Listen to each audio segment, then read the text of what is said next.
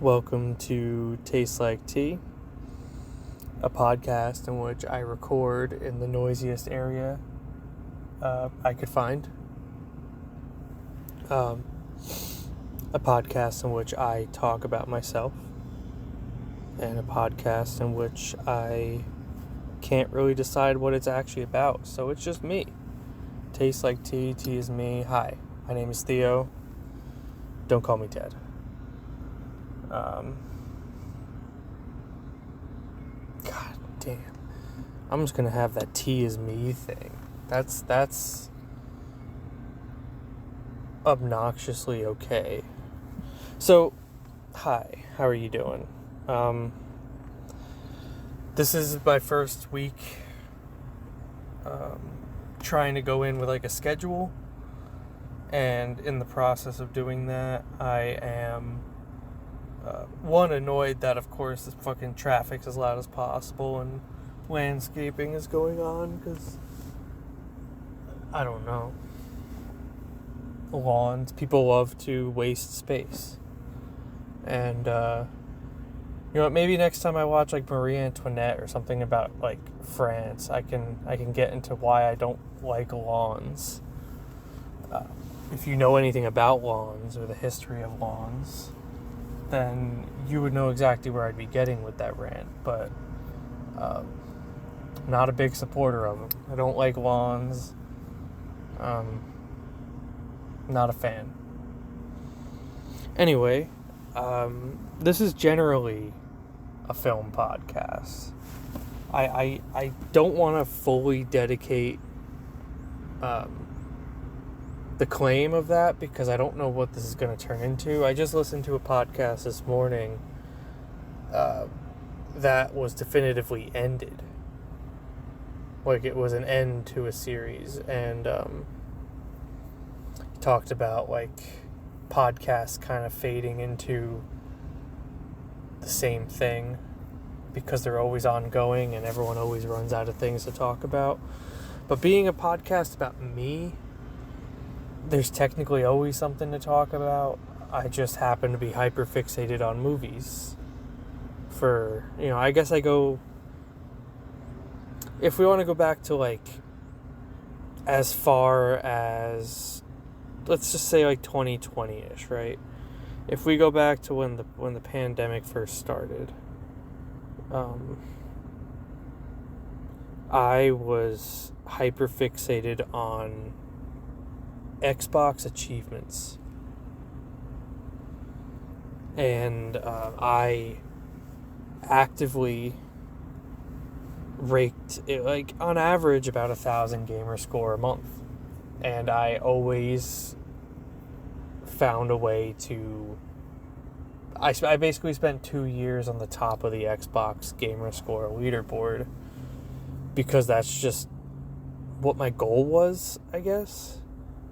Like, I just wanted to get 100,000 gamer score.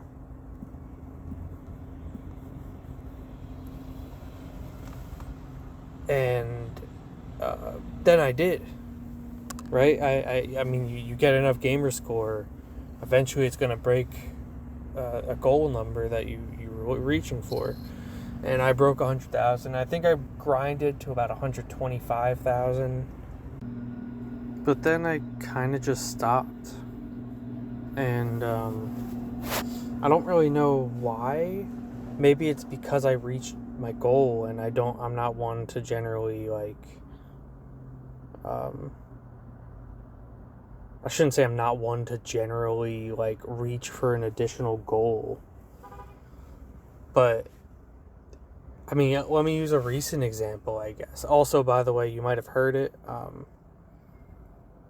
I was using a different microphone. I apparently had my car on while I was talking for the first few minutes. And I'm pretty sure my headphones pick up the landscaping just way more. So, just remember, this is a zero effort podcast.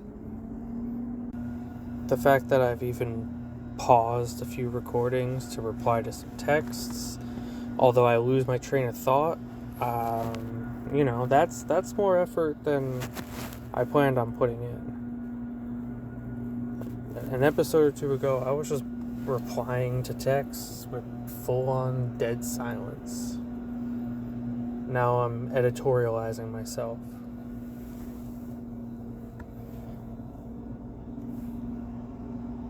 Like right now.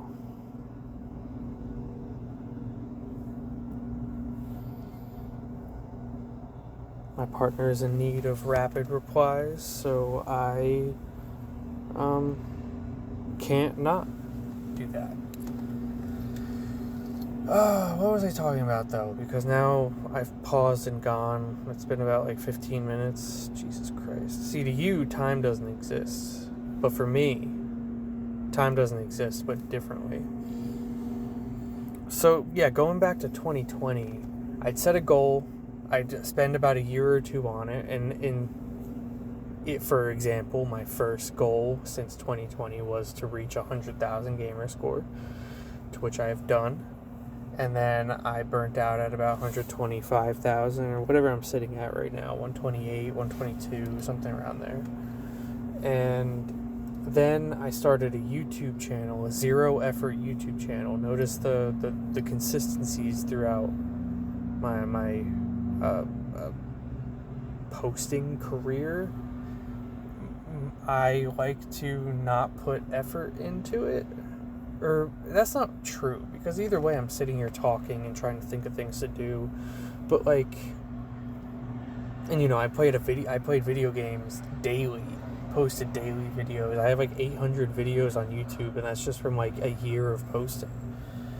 Like I hyperfixated on it, and it became my main goal. And then I started watching movies, and movies take up more time and are easier to complete faster than video games. So I kind of shifted into that after spending a little over a year on YouTube. Why am I talking about this? I have no clue. I couldn't remember back that far. I just remember I was talking about how I have short-term goals I can't re-up on. That's what it is. Once I reach a goal, and why did I bring that up? I was talking about podcasts that end, and now I don't necessarily need to end this podcast because this podcast is me. Jesus Christ. I don't know. Should I start over? No. But I don't really know what to talk about exactly. And I think I need to come up with a plan, right? So I'm going to have 2 episodes a week according to my last per stated thing. You are apparently being forced to hear about my plans right now. And I just recently made plans with my friend to have semi-weekly movie watching days, so I could, spend a day to talk about that. I have to, consider it. But until now, I guess we're sticking with what I watched. I think is what I'm getting at. Is I don't plan on sticking with what I watched, but that's what I'm doing. Because it has the most me to it, I guess. It shows, I can kind of tell you the thought process of why I picked things, and it's not just me obscurely pulling, like, yeah, here's 4 of the best movies I've watched in the last X amount of time, because that can mean anything in any context. And I think as per my ever-changing scores on certain films, I also want to try and say films a little bit more. I notice when I say movies, the way I say it is it's like when I say Anthony. I don't like how I say Anthony.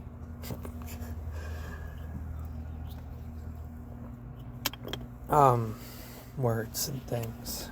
What I watch, the way I flow through movies is unique because of the way I approach movies, and how every watch can have a different score because every watch itself has its own context. So, I mapped it out. I watched exactly 16 movies in the last week since I last recorded. starting from March 22nd to March 29th. March 23rd to March 29th, I'm sorry. So, I don't know. Did any of that make sense? I still haven't made an email, which I also said I was gonna do, but maybe I'll claim I'll make one now. Imagine it's already been made. I'm not gonna claim one now, but I'm gonna put an email in the description when I post this, hopefully. If not, it'll be there Friday, because apparently, even though I keep saying I don't want to put up an email and have feedback in any way, shape, or form, I almost feel obligated to. Almost like not having one is denying anybody the opportunity to do something. But anyway, let's, I guess, jump into what I watched over the last week. I'm gonna try and get eight films in, and I think it tops off at a pretty cool moment, and it leads the next episode to start off really cool, because it's mid double feature that it's transitioning in between, which is pretty cool. But March 23rd, that was a Monday. I came home from work, and I've been sitting on West Side Story for a while. I've seen it before. My father showed it to me when I was like 13 or whatever. It was required viewing in his eyes, and although I kind of discourage speaking positively about him, I kind of carried that thought process of maybe West Side Story is required watching, because at least what I know about it is that it heavily inspired Michael Jackson, and my family is both my mother and my father are Michael Jackson fans for wildly different reasons. But because of that history with Michael Jackson and his apparent appreciation for West Side Story, it convinced me that this is a required viewing, even though I have zero intention of watching the remake, which is probably way less racist because it has like a black trans woman in as a star or something like that. I remember getting hate for something like that. But West Side Story, I watched the original one, 1961. It's a musical. It's actually an adapted stage play, which is interesting because I'm not interested in seeing it. I do not want to watch the Broadway production of West Side Story, but with a lot of this film is the camera work, right? Which, I mean, it's a film, it's a visual medium. You kind of need the camera to do that. It's one of the more important things in the medium. But there are so many angle changes and simultaneous scenes happening that I can't imagine it working on stage. Like, there's this point where it's gonna come natural to me because I've seen Repo the Genetic Opera a million times, but kind of like the At the Opera Tonight scene where there's 3 or 4 different people singing the same song for wildly different reasons in wildly different locations, and they're kind of doing the same thing. The West Side Story is a gang war, but it's also Romeo and Juliet at the same exact time, but it's also a musical, and it's also like a ballet. Old people shit, I don't know.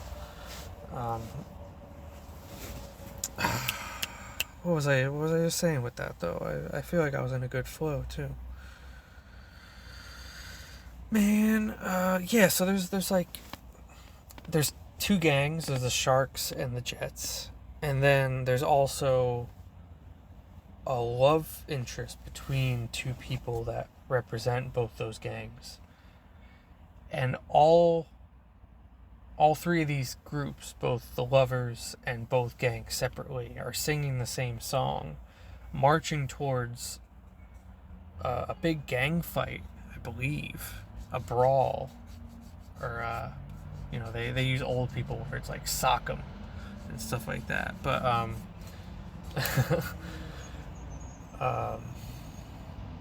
I can't imagine that being on stage, because like, what are they gonna do? They're gonna cut the stage into thirds and like light them separately and darken the ones that aren't being shown on screen. But there's no sense of direction with that, because they would just be walking towards the crowd on stage. Like, there's something about how it being adapted into a film makes it impossible for me to imagine it as a screenplay. I mean, Shrek got turned into a screenplay after, or not a screenplay, a stage play. I'm sorry, there's a difference. It got turned to a stage play after it was a movie, and I mean, it's a completely different kind of thing, but it's not going backwards, but it's just so different. And I don't want to talk about camera work, because I don't really understand cinematography fully. I can tell you what I like to look at, and I'm pretty sure the things I like to look at are usually things that are intentionally made to be something to look at, which I'm pretty sure is, in the basest form, cinematography. I don't want to say it out loud just to not risk it, but those landscapers might be done. I was going to say, if they have to come over to this lawn because there's no mowing lines in it, I'm going to be pissed, because in the winter they would come by, or last summer, time doesn't exist outside of the things I post. If I didn't post things with a calendar date attached to them, I wouldn't know when things happen. Unless it surrounds me, my knowledge for like 9/11, or when I received a PlayStation in my life. I can usually pinpoint things around when I received consoles in my life, just because those are kind of like different eras. Thank goodness. I forgot I have Humble Bundle. I should cancel that. I haven't played video games in like a month. Isn't that a shame? I remember declaring years ago that like I would never give up video games, and technically I never have. But to have gone a month without using my computer for anything but movies is weird. West Side Story. I'm really far behind on doing 8 movies by the time I have like an hour. We'll see. We'll see what we can do. It's fine. Alright, I didn't love it. Going back to it, I am willing to pull it off of the required watching list, because it's just, if you like musicals, I would say it's required watching. But I think as someone who's just interested in watching like films in general, and probably most people who are just interested in films are probably not looking for musicals. That's probably not on the list. It's interestingly made. It's probably film school interesting. Because like I'm saying, most of the things that I like about it are camera work and lighting and the stuff like that, like the stage effects with like blurring out the crowd when they see each other from across the room, and things like that. Other than that, it's kind of something you would laugh at if you didn't take musicals seriously, because it's, men in tight pants jumping around, frolicking. No water, but it's basically a frolic, and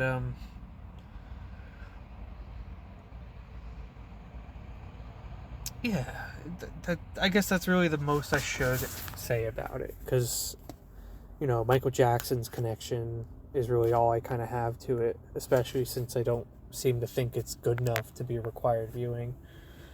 But as a person who would like musicals, it's probably something you should watch.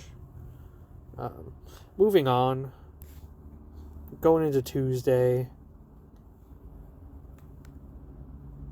I'm only assuming March 23rd was a Tuesday. I'm not going to look at a calendar to make sure. Or March 24th, sorry. Dead Man's Wire. Now, this is actually pretty cool. I've been sitting on this movie for a while. I knew about it. I knew about its existence. I didn't know about... I didn't know what it was, like, about. Right? Like, I knew it existed. I saw Bill Skarsgård with a greasy mustache, and I went, that's probably pretty good. I'm pretty sure I saw mostly middling reviews leading up to it, but looking at the people I follow, it seemed to have gotten some pretty positive reviews. And I am one of those people. I thought Dead Man's Wire was fantastic. It's a 2025 film starring Bill Skarsgård, and I kind of knew, again, I vaguely knew about it as Bill Skarsgård with a mustache and a shotgun. But sorry. Thank goodness. I hate that. This is a true story. And not just a true story of like in like a loose sense. It's pretty on the nose. I watched a documentary just a few weeks ago, maybe 2 months ago. It was very recently, and it was called The Killing of America. I kind of blindly downloaded it because someone I listened to who likes documentaries said it was just one of his favorites, and it was amazing. It was an outstanding experience, but it's a documentary about the history of like murder in the United States, and it specifically covers what this film is.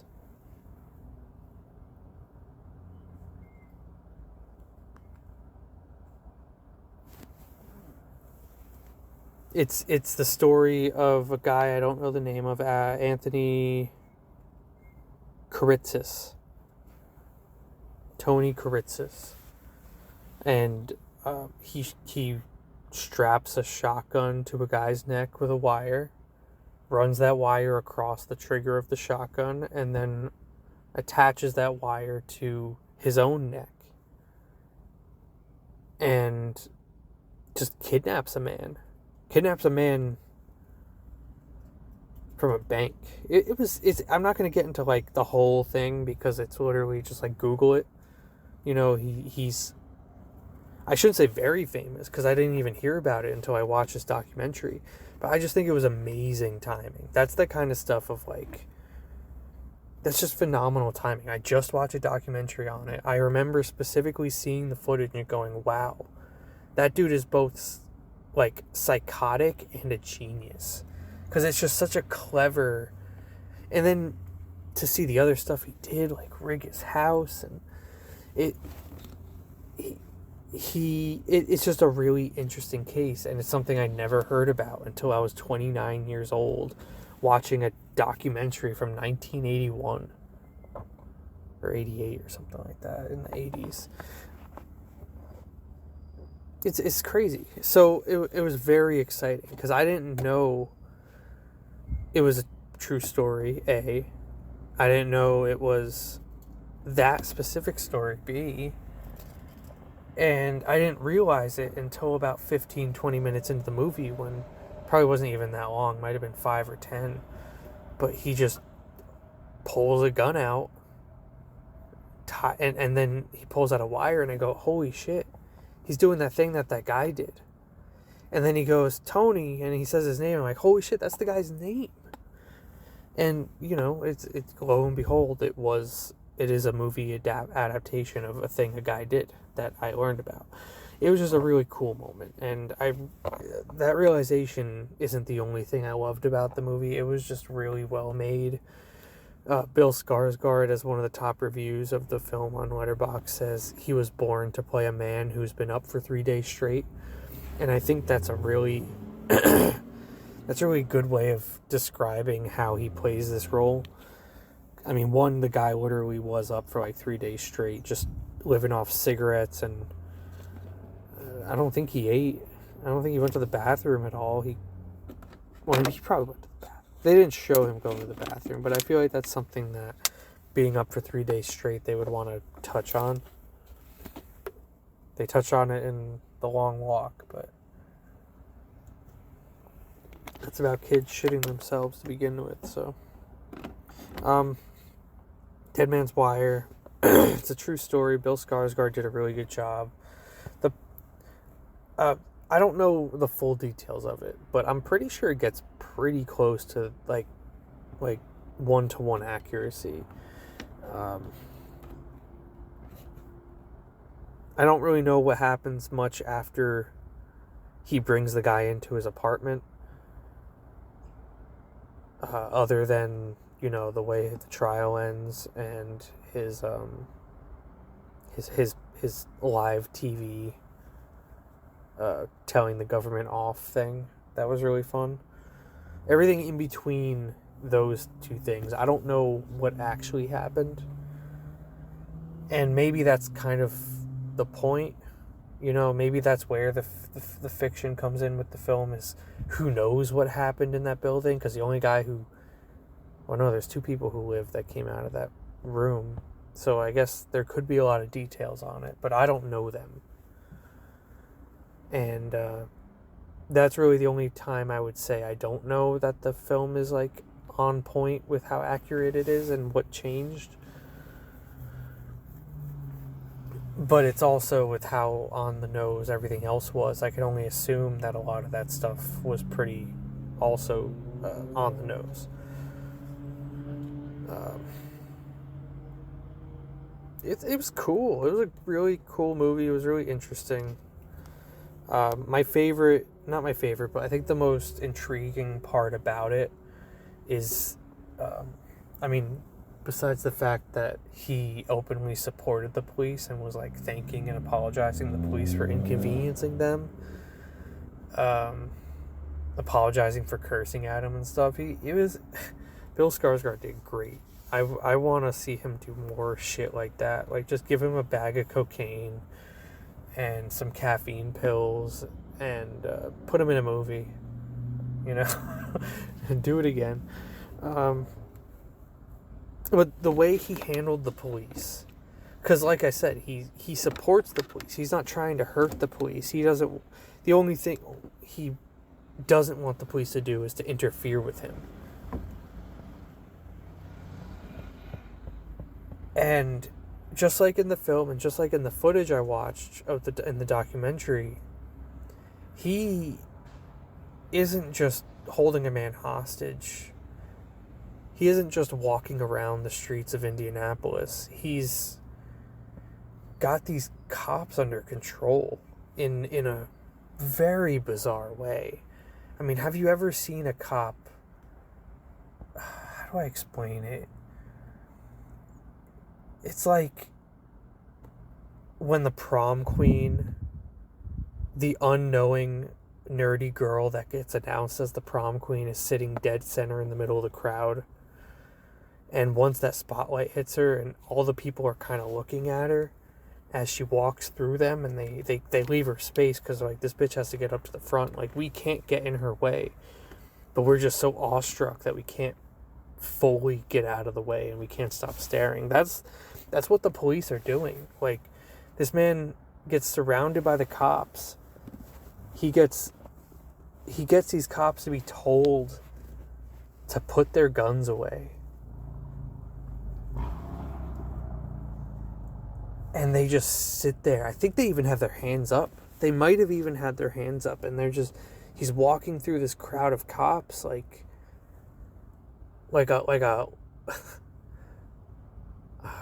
a celebrity. It was just really weird. And this very well could have been like a protest against the police as much as it was just being mad at the bank. But it wasn't. He openly respected the police as much as he could in a situation like that. And that wasn't even the objective, but he like crowd controlled the police. And it's very cool to see. It also was filmed really interestingly. It used a lot of 4:3 like video type footage, and used a lot of like still images that gives off like a true crime documentary kind of feel. So it really added to the realism, even if it was a simulated realism, kind of the way that they make movies seem realer than they really are. But it was done really well. Jeez. I'm definitely not getting through all 8. That was 2 done in half an hour. It was my introduction rant. I don't even know what I said during it, but the Wednesday, March 25th, we watched Shanghai Noon. This was a day where I don't really know why I picked it. I think I was just ready.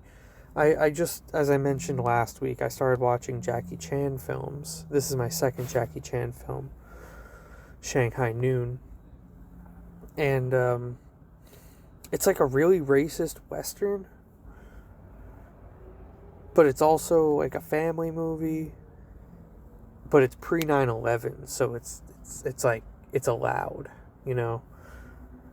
Shanghai Noon, it's both one of the coolest names for a movie ever, and just a teensy bit too racist to be a movie name.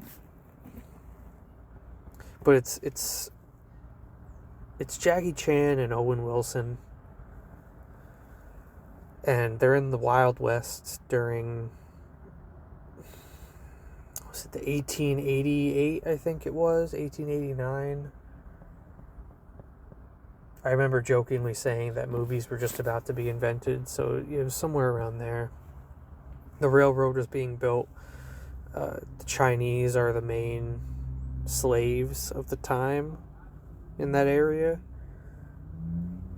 So to have Jackie Chan be, I think he was there to like save the princess. He's like the emperor's guard. And he's going there to save a princess that didn't want to be saved. Okay. It's also, I don't have a lot to say about it. It was a decent comedy. I don't like Owen Wilson that much, but this is definitely one of my more preferred Owen Wilson films. Maybe it's because he's not in as much power as he gets in some other films, like in Wedding Crashers, where he basically runs the show in the least cool way possible. I don't like Owen Wilson. But I know my partner does, and I like Jackie Chan movies. So it's kind of just like the perfect intermingling. But yeah, it's all over the place. Ugh. The slapstick comedy is good. Jackie Chan is always good. I don't think he's ever been bad in a movie in any way, shape, or form.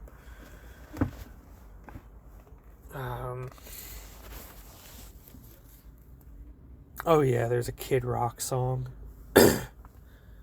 which is a shame. Is a damn shame. Hopefully, nope, that didn't help. I tried to pause and cough out that thing that's making my throat. But we're just going to have to talk through it, and hopefully it pops or whatever. The Shanghai Noon, Chinese slavery. Oh yeah, the best joke in the film is that Jackie Chan's character's name is Chong Wang. Chong Wang. And they say it like John Wayne. So his name's Chong Wang. And it's dumb and fucking pretty offensive, and but it's funny, especially when there's like, what a dumb cowboy name. That's like the worst cowboy name. And you're like, yeah, you're right. Chong Wayne is a horrible cowboy name. That doesn't even make sense. It's fine. See, this is the kind of stuff that I don't like about doing the what I watched kind of format, because I don't like saying it's fine and just moving on, but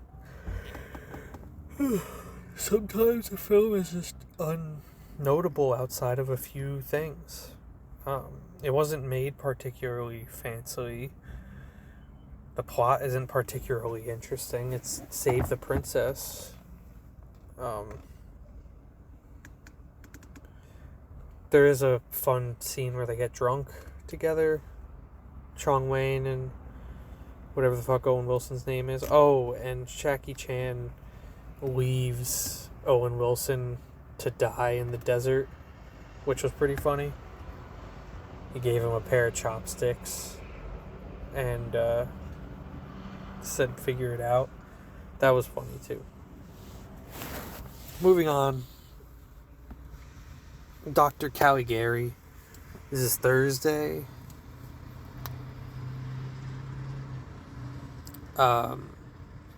I actually put it on with intentions of my partner maybe liking it. I thought it was going to be a pretty gay movie, you know, like a pro-gay kind of thing. But they ended up going in the other room and watching the 2025 Dracula or something like that. So, I ended up watching Dr. Caligari, 1989 specifically. There is a very significant difference because the other Dr. Caligari is like 1928, 1926, something like that. Not that. It is an adaptation of that film, but it is not that. Dr. Caligari, 1989, is a work of art in the most simplest terms possible. I don't want to talk about porn too much. And no, this isn't porn, but it's directed by one of like the directors of like one of the weirdest, coolest porn series trilogies ever. I don't know the guy's name. I have my phone in my hand. Let's see. Steven Sayadian.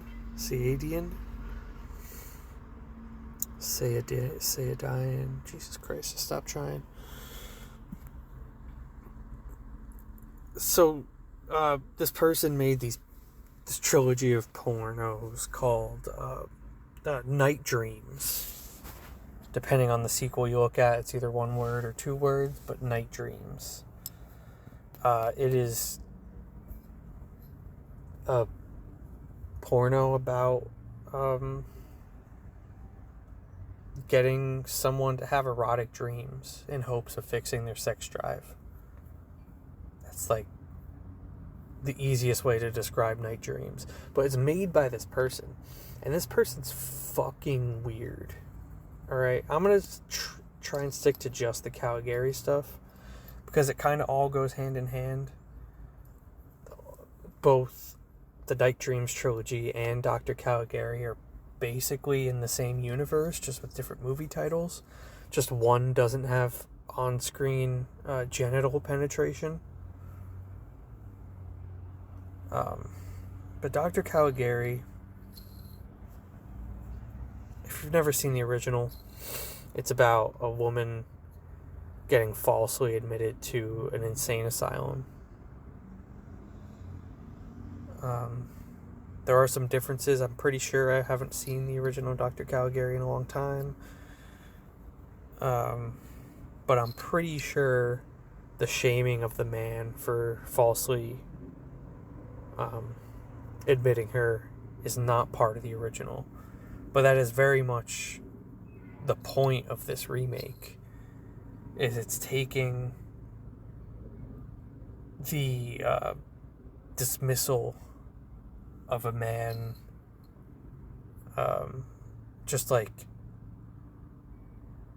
basically not taking anything a woman says seriously, to the point where he's like, you must be insane. Like, you're not making any sense. You're a woman saying these things. You must be insane.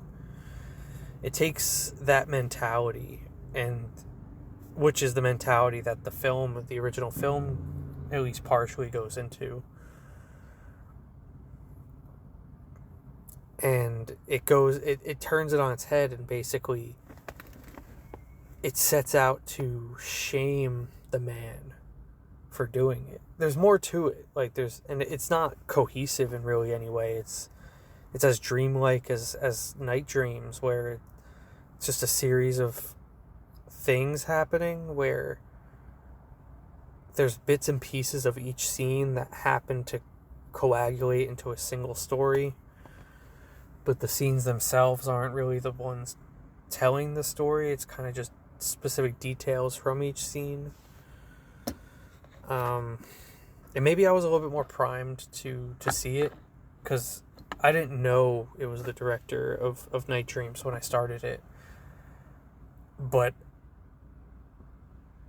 by 5 minutes in, I knew inherently. I think I even addressed to myself, I said, this is basically Night Dreams, and I looked it up. It's literally the writer and director of it. He's not credited for the first one. I believe it's because he went under a pseudonym at the time, but it's almost guaranteed to be him that worked on the whole anyway, that's irrelevant. We're not talking about Night Dreams. I'll rewatch those eventually. Dr. Caligari is just so fucking bizarre. Most of the film takes place in a black void, with these brightly dressed people that are heavily animated and speak really bizarrely. One of the first lines in the film, and the quote I pulled from my review, is said by the woman who's falsely admitted to the insane asylum. She says, and this is one of the first, maybe the second thing she said, if it's not the first. She said, "My feelings are like filthy prayers. I want to scream in your face."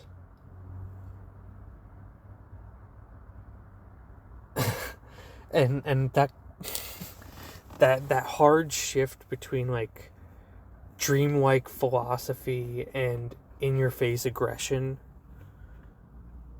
is exactly what the film is. So it's just a series of people talking in really bizarre ways, almost trying to be Shakespearean in the way they flow.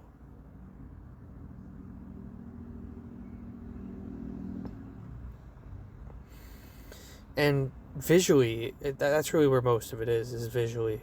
Again, surprise, it's a fucking movie. But when it's not in a void, the sets are weird moss planets, and there's this TV in the sand with eyeballs and lips on it. It's outstanding, and I don't think a single series of words I could say out loud could describe what you would get out of this. I will say, though, I'm pretty sure this was this is a 78 minute film. Very short. I suspect that the 12 minutes it took it would have taken to make this 90 is actually cut hardcore scenes. Because even though this isn't porn, there's no genitals that are shown. There is female nudity, breasts, top. There's this reverse female nudity that's really interesting, where everything's covered up except her nipples, and I think that's saying something. It's really interesting because you can see that picture on the cover. It's the banner of the Letterboxd page. Is it's not weird to say you can see a woman's nipple, because whoa, big deal. But considering this isn't porn, and no, I guess it's usually the other way around, is really what I'm trying to get at. Is it's normally pasties or whatever covering the nipples, and then breasts can do whatever the fuck they want because there's no nipples on them. But this is just going in the complete opposite direction, saying, fuck you, here are nipples inside a metal bra. Like, but this is basically porn. There's even a really interesting scene. I haven't seen the new Wuthering Heights, and I have zero intention of seeing it because I don't care. But I hear word of, like, I was staying on top of the reviews because my partner was interested in seeing it. That interest waned pretty quickly. But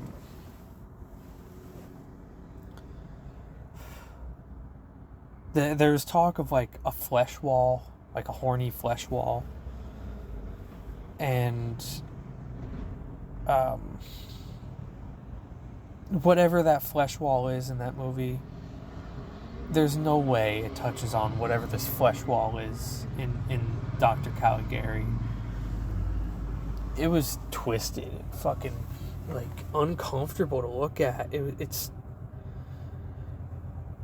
was just like a wall of skin, and then these body parts started coming out of it, and then those body parts, although probably ripped off, actually no, not probably, they were definitely, like, designed after the people that are in the film, which are some pretty attractive people. You know, I'm pretty sure a lot of them are porn stars. But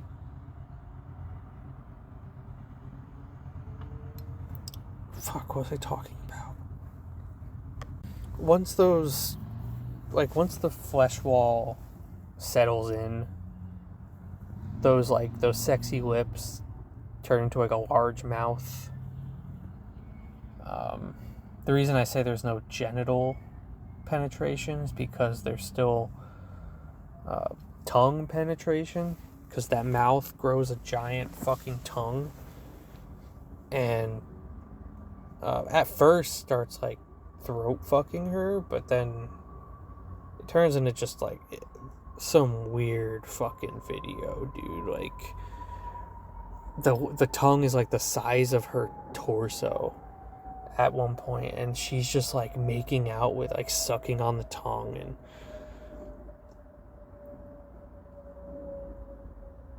it's visually very intense. And if you can stomach, how about this? If you can stomach Dr. Caligari, which means basically, can you handle weird erotic films? Is that even what it means? Probably not. Because I can't handle a lot of weird erotic films. But somehow I can handle porn. It's weird. There's a weird line between the two. But I'm trying to get at, like, you should watch this. And if you could handle this, you should watch the Night Dreams trilogy. Because even though it's porn, it's fucking crazy. And no, you're not allowed to skip through any of the hardcore scenes, because the hardcore scenes are some of the scariest parts of those films. And possibly, if there were hardcore scenes in Dr. Caligari, they would probably be the scariest part of the films as well, or of the film as well. And I'm pretty sure the only reason it's not porn and it's not 90 minutes long is because they wanted to put out a film that was able to get theater time. Non-porn theaters. Amazing film. That's the first 10 out of 10 I watched in the last week. 5 out of 5. Perfect movie. Outstanding. And then to double feature it, now this is where things with my knowledge of Night Dreams gets a little deeper, because I had a double feature that night, and I double featured it with Tobe Hooper's The Funhouse.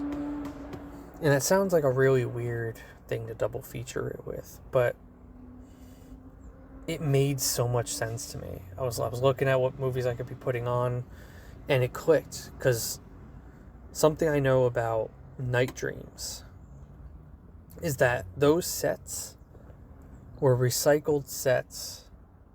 The sets in the Night Dreams film, at least the first one, were recycled from promotional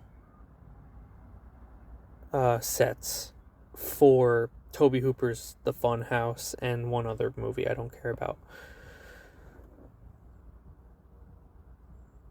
And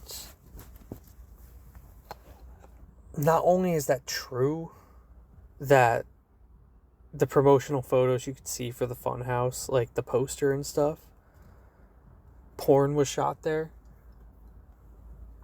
within the same year. They came out the same year. Or no. Dr. Caligari, Night Dreams came out in 1981. Did it? No way. Night Dreams 2 has Tiana from Night Dreams 1. It's Pretty Peaches 3. Fuck. I don't want to dig for Night Dreams.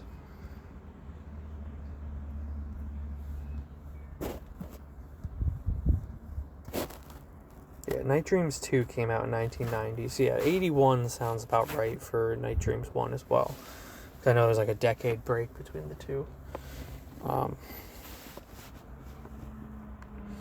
But Tobe Hooper made the Funhouse. Those sets were used to make Night Dreams. And that same aesthetic that is in Night Dreams is in Dr. Caligari. And that's my connection for the double feature I did tonight, or that night. I'm definitely not getting through all 8. I still have like 4 more to go.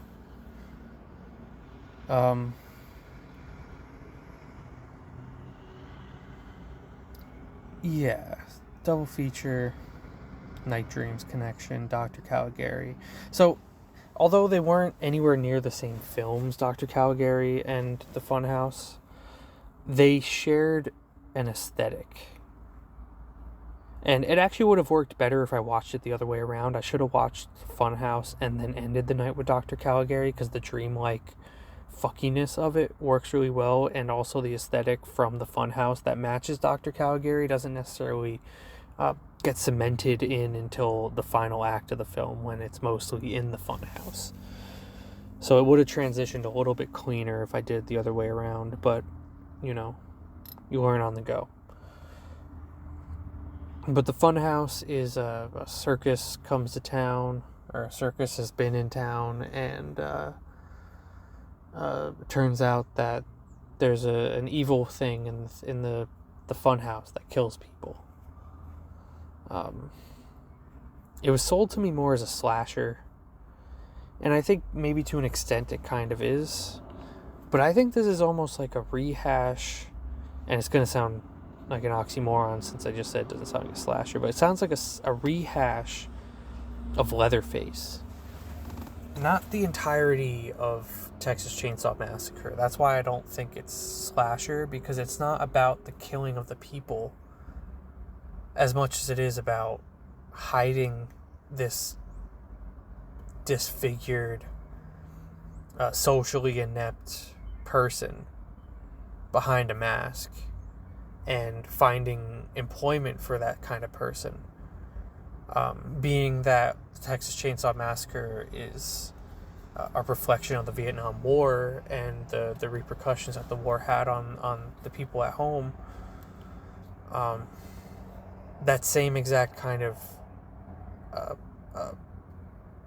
focus can be redirected at the killer monster thing in the Funhouse, which was sold as like just short of being freak show, because that's kind of what the movie was a little bit about. They had like an animal freak show where it was all about these mutated cows that had 2 heads, and it kind of went hand in hand with this guy being hidden away. And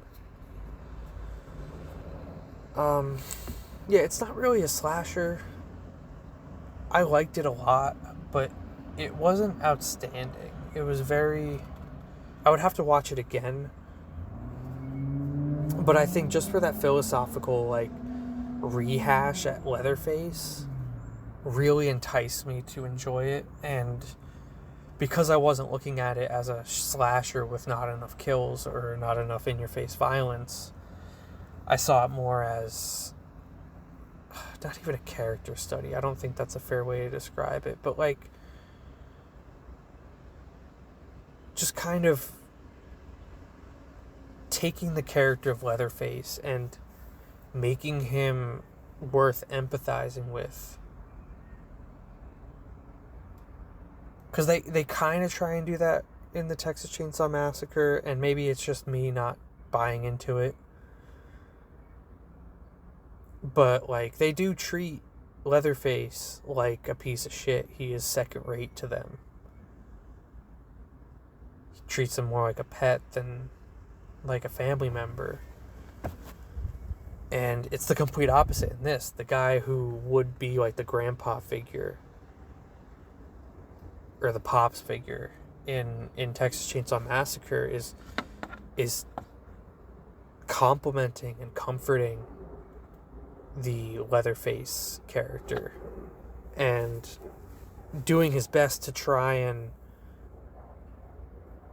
give him a normal life when he knows that the second someone sees him, they're going to freak out, call him a monster, and try and kill him. And, man, Vietnam made some crazy good movies. The Funhouse came out in 1981. That's over 10 years of still thinking about Vietnam. There's probably another war I'm missing. I think maybe the Korean War or something happened between. I don't know. I kind of lose interest in American history after 1945. Yeah, maybe 69 I can get to. JFK's death is pretty fun to think about. But anyway, let's move on. That's the Funhouse. The Funhouse is great. It's a great film. Don't look at it as a slasher. If you're going to double feature it with Dr. Caligari, watch it first and make Dr. Caligari the B movie. It'll work better, and I think it will sell Dr. Caligari better to you, actually, because you'll be like, oh, there's reused aesthetic choices between the two that you will only really pick up if you know what to look for, and it's easier to look for if you know what your movie is coming from. Anyway, moving on. Here's where Friday comes in. And Friday, March 27th, is it was a pretty interesting one. I didn't watch any films in English, which is very unusual for me. I'm not against watching subtitled films. I actually been really trying to watch way more of them, but I generally don't watch them back to back. I'll usually watch one and then be like, let's watch like Death Race or something. But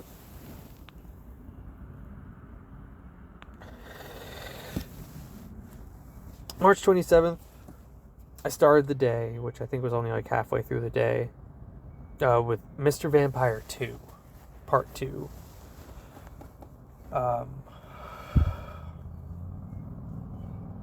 I don't know, did I get a chance to talk about the Mr. Vampire films? I watched the first one maybe 3 weeks ago now. Yeah, it was right. Yeah, because I started with Spirited Away. It was the night before that. But Mr. Vampire is interesting. I wish I was talking about the first one. The second one is also good for the same reasons, just not as good. Mr. Vampire is have you ever heard of the Chinese vampires or hopping vampires? They're kind of baked into mythology. I think I came across on the internet something about it being first mentioned in like the late 1700s. I didn't catch if that was BC or AD with China. You never really know. It could be either. They were around for both.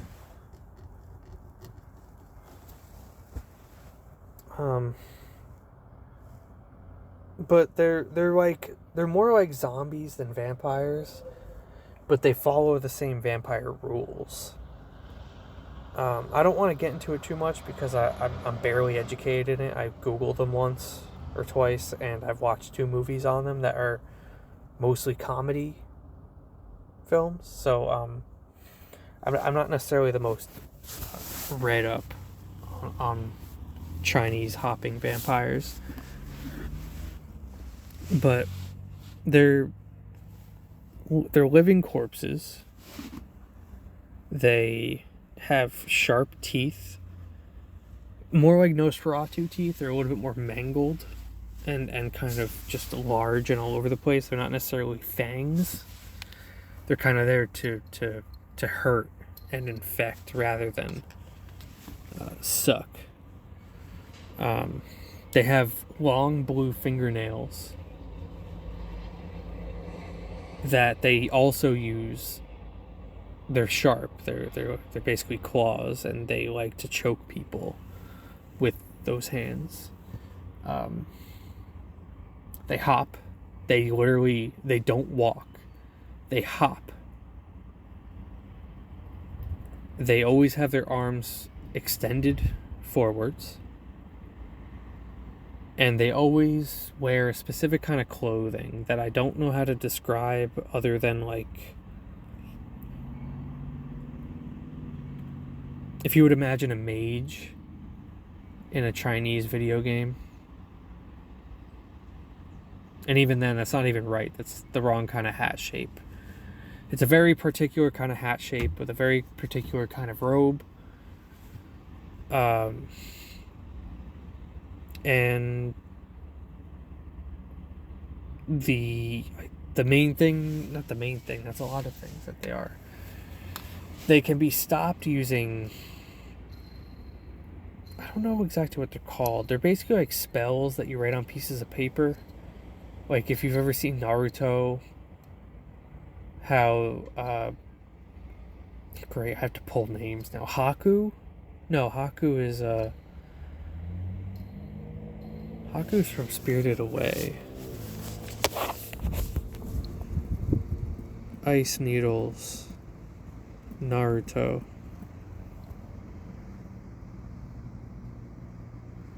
That doesn't... Haku. Oh, it's still Haku. Yeah, it's the same name. That's crazy. Yeah, so it's kind of like... I think Haku does it, where there's like cards that have kanji on them. And those kanji are like a written spell that only work on the piece of paper and only work if like written in a specific kind of ink. That's what's going on here. They have these spells that they tape to the face, the forehead of these jumping vampires, and it disables them. It's kind of the only way to get them to stop. It's the only way to send them into dormancy, is to put this spell over their face. And they're generally buried with these spells on their face, and the second you remove them, they wake back up. There's a couple other things that are like from the first one that they don't stick with in the second one, like they can't find you if you hold your breath, and they follow you by the sound of your breath, so you can kind of trick them and redirect them by like breathing through a tube. It's goofy when I describe it, and it's goofy when you watch it, but they're really cool. It's a really cool concept. You should really watch the first Mr. Vampire. The second one is really fun, but it's definitely nowhere near as good and nowhere near as necessary. It has a returning character, which is nice, but he's not the main character at all. He shows up like 2/3 into the film.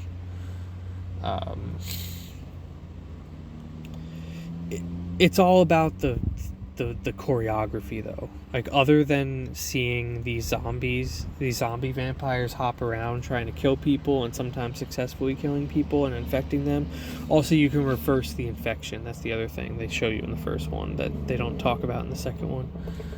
But you can reverse the infection by like using glutinous sushi rice or something, short grain rice.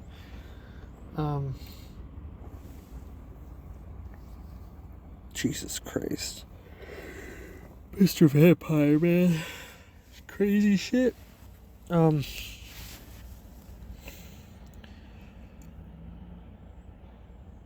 it's all about the choreography, though. It's really funny. It's kind of like the stuff you'd get out of a Jackie Chan, like, Rush Hour movie, where it's a lot of, like, Looney Tunes tricking the bad guy rather than fighting him directly.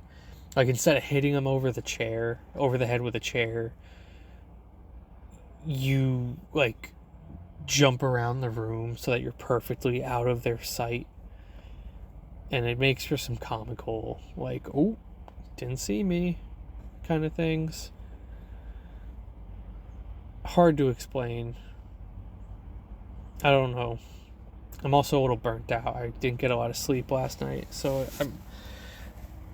I got this far. I don't know what talking about a fucking film from Hong Kong is going to change anything other than the fact that I don't know the cultural history behind it.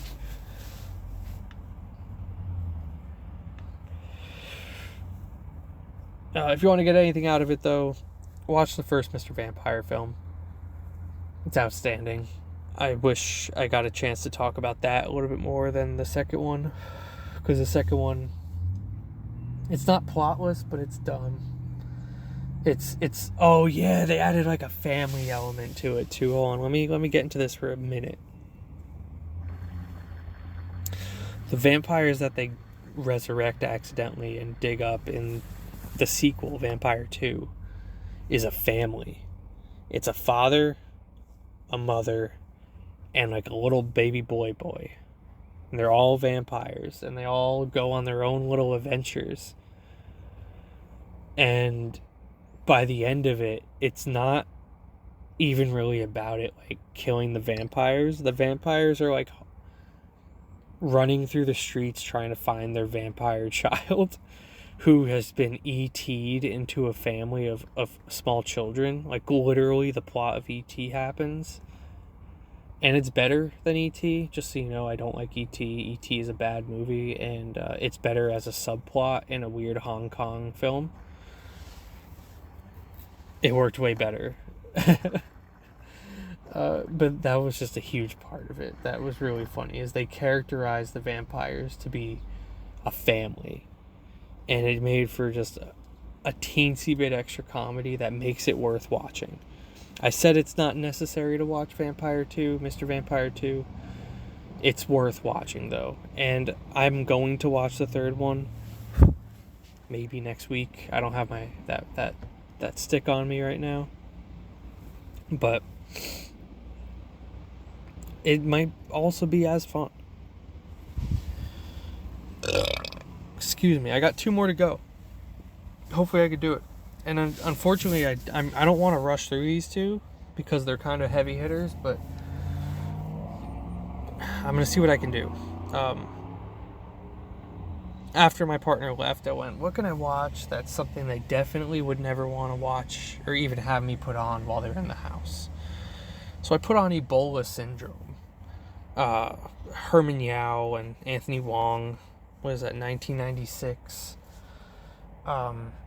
The name always confused me because I, as a random white kid that was born in the year 1996 in New Jersey, didn't hear about Ebola until, Jesus Christ, when did that happen? It was after swine flu, right? It was like the 2010s. I might have still been in school, actually. But, like, I just like coronavirus didn't show up until 2020 for a lot of people. It is a thing that existed. It's just never been a problem. Or as big a problem. But, yeah, this is so, like, it's just confusing. Like, 1996, what do they know about Ebola? You know, like, did that even exist back then? Like, it was just something I didn't understand whenever I heard about it. It's weird, because, so, Ebola Syndrome is, I don't know how to explain, because it's like a Category 3 Hong Kong film. which generally just means it's like the most extreme film you can get, which with Herman Yao and Anthony Wong, I've come to notice with the 3 films I've seen them work together in. I think I've seen 3 of their films together now. Yeah. I'm going to talk about the 3rd one next, actually. But I've seen 3 films directed by Herman Yao, starring Anthony Wong. And they just know how to ruin people's lives. They're probably like fantastically nice people in real life. It would be really cool to meet Anthony Wong, because I'm absolutely afraid of it. But in Ebola Syndrome, Category 3, Cat 3 films, you're basically getting a bunch of rape, a bunch of murder. You probably, if there's a child in it, it's gonna die. It's like as explicit as you can get without it actually being porn, but it's not erotic about it, which I think is the difference between that and pink films, because there's also pink films which are technically not always porn, but are just short of being. Anyway, Ebola Syndrome starts off going crazy. It is just like full on from the second it starts, because it's like a really intense sex scene. I'm pretty sure it's consensual sex, plot wise. I'm pretty sure it's yeah. So a mother kicks her child out of the house and says, like, go for a walk, so that she can cheat on her husband with Anthony Wong. And the husband comes home, and the daughter's like, her mommy and Anthony Wong are upstairs, banging it out. Essentially, she didn't say it. She was probably just saying talking to or whatever. But the husband comes bursting in. He might have been part of like the Yakuza or something like that. But he has a couple of droogies with him, and they put Anthony Wong into a situation, like within the first 5 minutes after a very intense sex scene, which is you see everything that isn't a man's penis.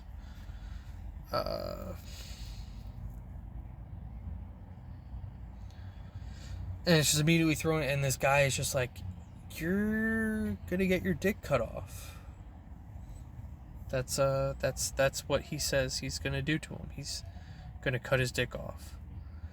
And I think he pulls out like shears, like those little handheld.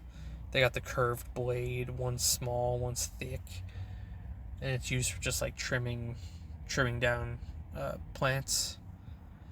Pulls out one of those, and Anthony Wong's like begging for his life. He goes, fine, can I at least do it myself? And he goes, yeah, it's fine. And then he fucking murders them all with it. He gets handed the shears, and he just murders the guy. I think he actually cuts one of the guy's dicks off. So within like 5 minutes, it's just a bloodbath, and the poster of him like covered in blood, looking all exhausted. That's the end of the first scene. The thing is, Ebola doesn't show up until like halfway through the film. They talk about it. They mention it, and they kind of build it up so that you're aware of what it is, because it like melts you from the inside out.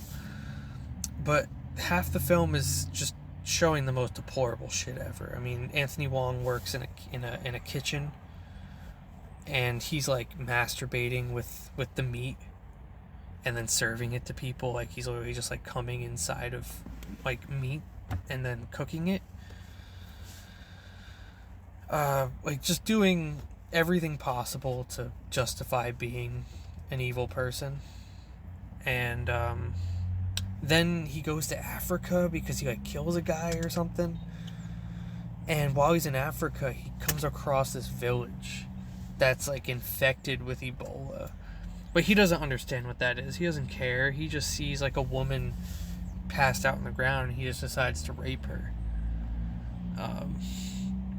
And that's when the film started getting a little both amazing and not as good at the same time, because once he contracts Ebola, most of the film is basically just him accidentally exposing people to the Ebola virus, and the film going, that's crazy, right? Look at that shit. Like, he has Ebola and he just raped a woman. Isn't that so much worse? And it is. You know, it is. It's totally so much worse. But it'll like, it does this like, it's like it goes into slow motion and zooms in on the thing that's infecting the person. And it's so ridiculous because it does it for every single thing. Like, he'll piss and then not wash his hands, and then like someone will flush that same toilet and it'll zoom in on the toilet handle. And it's like that episode of Scrubs where it's about washing your hands. And they have this animation of like people covered in green to show that germs spread from a single thing. It's literally that, but for the Ebola virus and like this highly aggressive Cat 3 film. So like, yeah, he's raping people and stuff, but the crazy no, that's where it gets crazy. He rapes a person, right? I've been saying that a lot, and I'm sorry. I'm saying this in broad daylight in a car, looking at a bunch of other cars and people driving around. There might be someone that eventually walks up near my car because I'm parked next to somebody at work.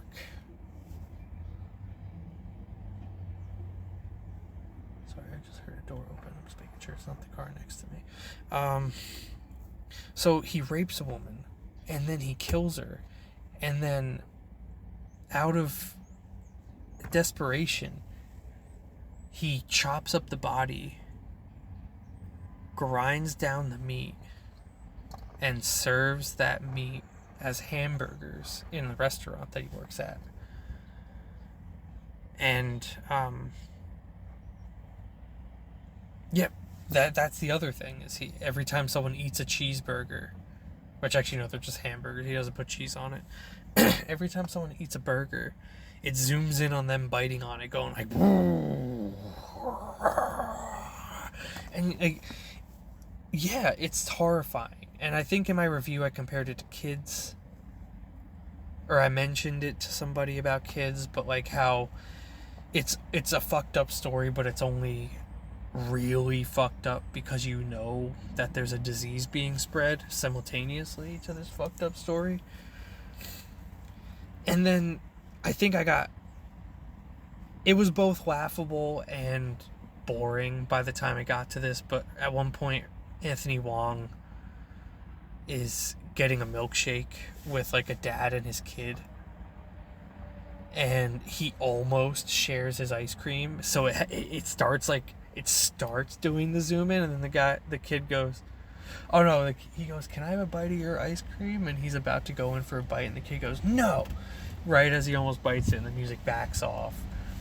But then a second later, the waitress picks up Anthony Wong's infected milkshake cup with his finger inside her finger inside the cup, and it just zooms in on her finger on this empty cup of ice cream. and it just turned into like a dare announcement. Like, it's a great film. By the end of it, when he finds out he has Ebola and he refuses to be like arrested or subdued, he just starts spitting on people, just because he's like, why not? I can spit on people and they will be afraid of me for it. And then he like spits his own blood at people. It's awesome. It's such a good film, but because of that like public service announcement feel of the like, look at these drugs, or this disease being spread, it made it less impactful than The Untold Story, which has a very similar plot, just without the Ebola, aspect of it. I'm gonna move on because I think I can probably get in my last one without going too far over. Because right now I probably have like I have either 5 minutes or I have 20 minutes before my partner gets out. It's a very up in the air thing.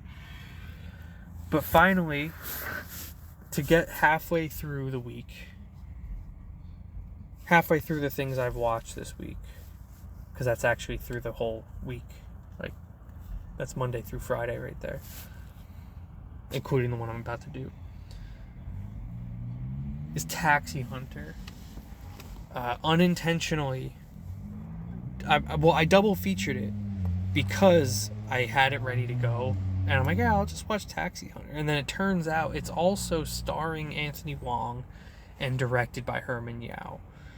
And this is, I don't know if it's a Cat 3, but it's very much an intense film because those two are involved with each other.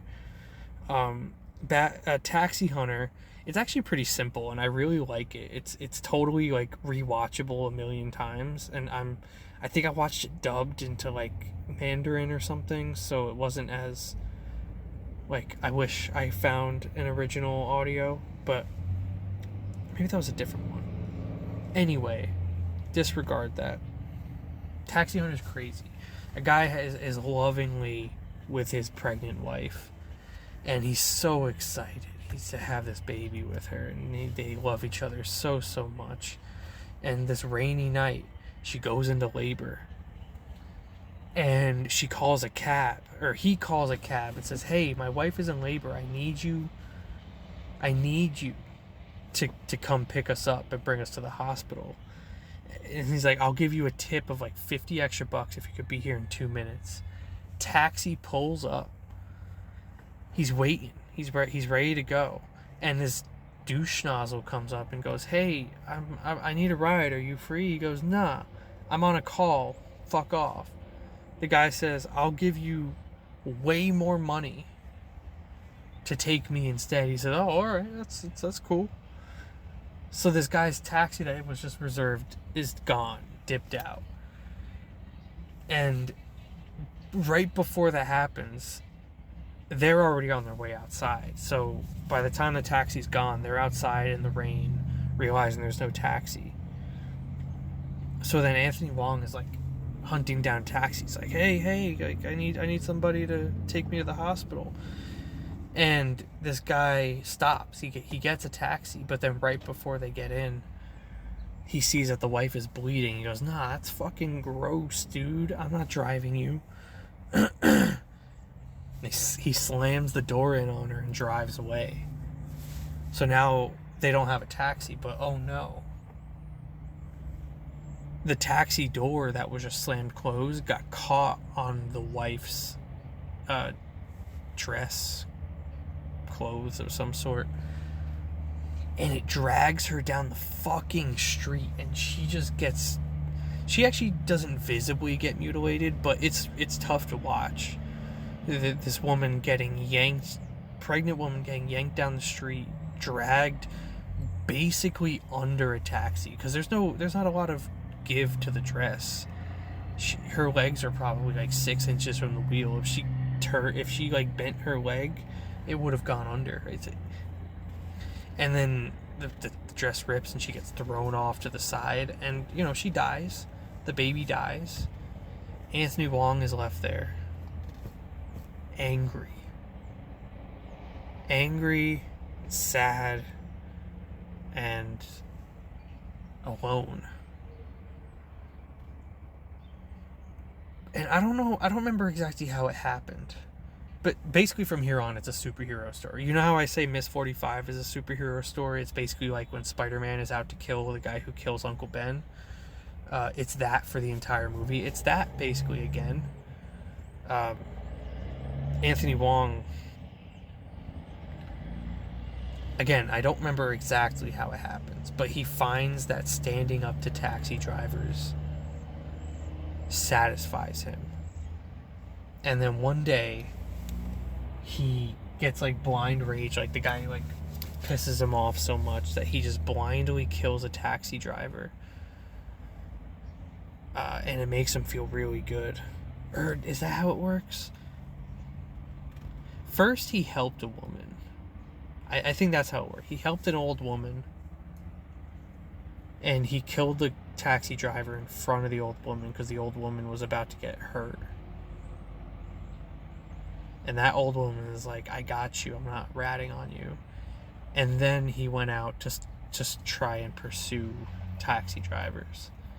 And he did what Miss 45 did. And he went out at night as an unsuspecting, he's not a woman, so he didn't like dress provocatively. He tried to look as innocent and soft-spoken as possible. He get into a taxi, and he'll decide if that taxi driver is morally acceptable to stay alive. And that's it. That's the movie. It goes on for 89 minutes. It's barely 89 minutes. It flies by. It's such a blast of a film, and to have it double featured as like a Herman Yao, Anthony Wong combo with Ebola Syndrome, outstanding. Such a good experience, and such a great way to end a week. Like Friday into Saturday, that was my staying up late thing. It was a great experience. And Taxi Hunter, Ebola Syndrome, I totally recommend them if you could handle them. The same with Dr. Caligari, because that is also very intense, just not violent, more sexual. Watch the first Mr. Vampire, Dead Man's Wire.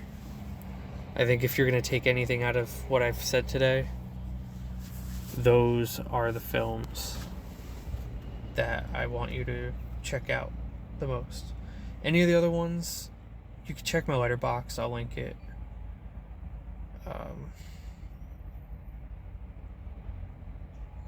I rate and review everything on Letterboxd in just about as... I think I don't always go into as much detail, but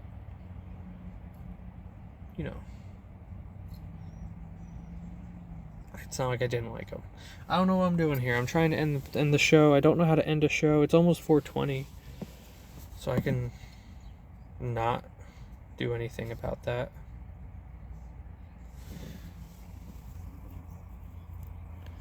But I don't know. I'm gonna try and get things settled. Right. I should do that. I'm gonna try and have an email set up. Like I said, check the description if for some reason you want to use it.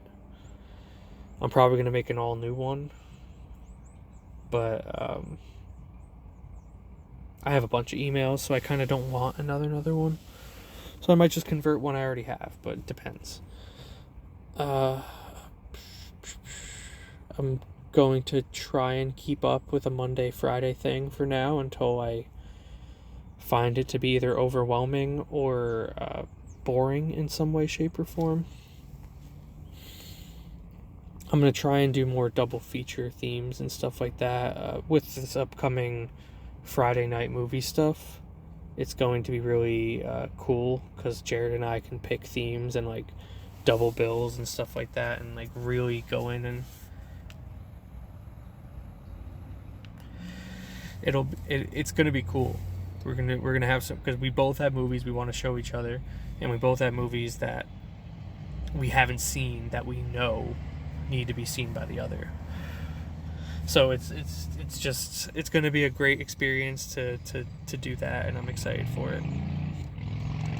Other than that, you keep an eye at links or whatever. I don't fucking know.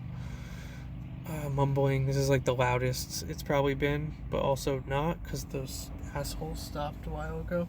Anyway, I should go. Thank you.